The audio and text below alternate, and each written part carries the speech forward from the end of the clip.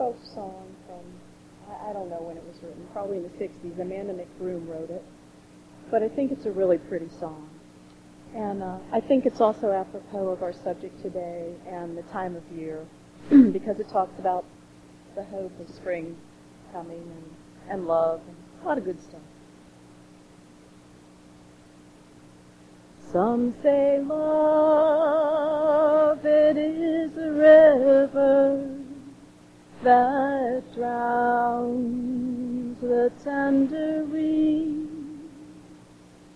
Some say love, it is a razor that leaves your soul to bleed.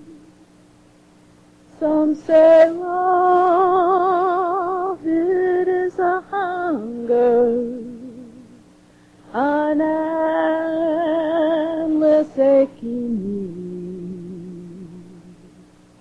I say love, it is a flower, and you, its only seed.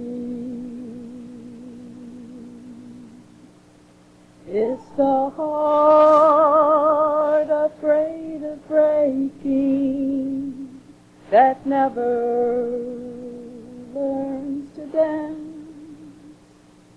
It's the dream afraid of waking that never takes a chance. It's the one who won't be taken, who cannot learn to give. And the soul afraid of dying that never learns to live. When the night has grown too lonely and the road has grown too long, and you think that love is only for the lucky and the strong, just remember in the winter or beneath the bitter snow lies the sea that with the sun's love in the spring becomes the rose. I'm sitting here and listening to that lovely song. Thank you, Kate. And looking at across at the quilts here, I can't think of a more lovely, cozy place to be this morning, and that's a rare feeling. Thank you very much. At this time, I'd like to have you all welcome Bonnie Jesse, the coordinator of the Welcoming Congregation Committee. She and the other members, Adelaide and Joanne and Annalise and Eric Gregory. And have I missed somebody?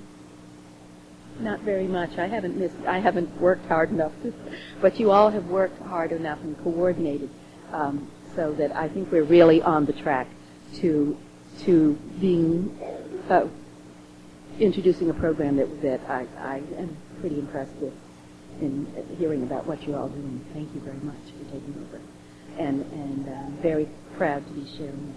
So Bonnie, I'll let you have this time. First of all, I sort of thought Joanne was our leader. I don't think we've decided on a leader yet. Or a coordinator. You know, I said I'd do this because I happened to own the video, which is called For the Bible Tells Me So. And first of all, reiterate about the welcoming congregation. And what we're trying to do here, sorry you can't see, but what we're trying to do here is make the Highlands UU Church fit the requirements from high above, not that high above, just congregationally. What, north? Okay.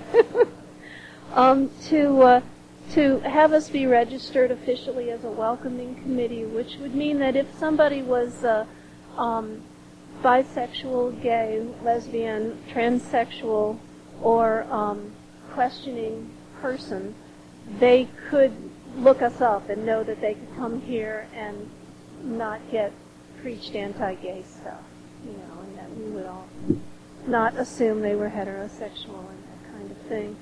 And so they've given us, we bought a bunch of these books. Anybody who wants to look at them, there's about 6 more in the library. And basically the books is a bunch of workshops.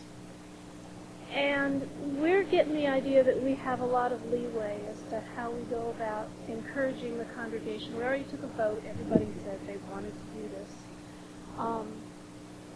So they have a bunch of suggestions for workshops. And I think that this will basically take place of the first workshop. We need to do a few more workshops, probably 4 or 5. And we may do them like after church, the executive committee. What do y'all call yourself? The board says they'll provide pizza or subs or something like that for lunch if we were to do this after services. Yes, food is involved. There's motivation to hang out afterwards. We don't know which dates those will be yet.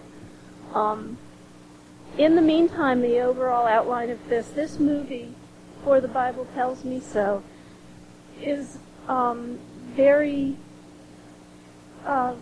non-threatening, I think. Of course, that's from my standpoint. But what they do is they tell the story of family. One of the families is the Gephardts that ran for president. One of the families is a man who's the first openly gay bishop in the Episcopalian Church. There's a couple other families, but I wanted to tell you, kind of go through this, and it tells a story. I'm afraid it's very choppy, so I have to tell you a little bit and then skip through. But a story about one of the families and the way the woman who's featured in this, her attitude changes, and she grows to understand better what this is all about. And then we've got some questions here, and we thought we'd break up into some smaller groups, maybe 3 or 4 smaller groups, and then talk about these questions so that people can have a discussion. And that's what. Let me see if I can find the list of the names of the workshops so that might help. That's what we think we'll do. There's a lot of guidelines in here, but the names of the workshops are what we know and how we learned it, the common elements of oppression, gender socialization and homophobia, racism and homophobia, HIV and AIDS, the radical right, religion and homosexuality, experiences of bisexual, gay, lesbian, and or transgender people, a history, bisexuality and biphobia, transgender identity, what it means, how homophobia hurts us all, and what now. Now that's 14 workshops. We're going to kind of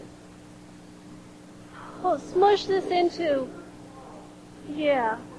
but these are the kind of topics that will be discussed in the workshops. And I'm imagining a polylog kind of